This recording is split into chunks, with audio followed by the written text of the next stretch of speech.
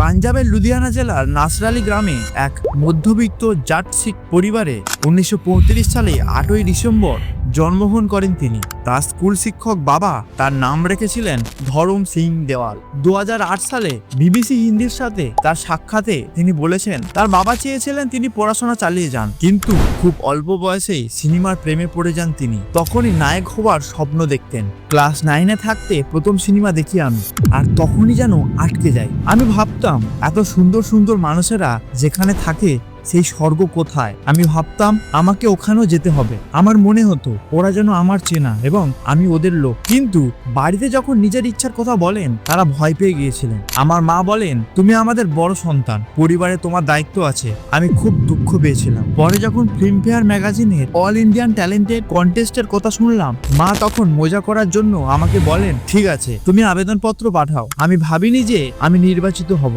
কিন্তু তারপর সেই প্রতিযোগিতায় জিতে তিনি মুম্বাইয়ে চলে যান। পরের ঘটনা তো ইতিহাস।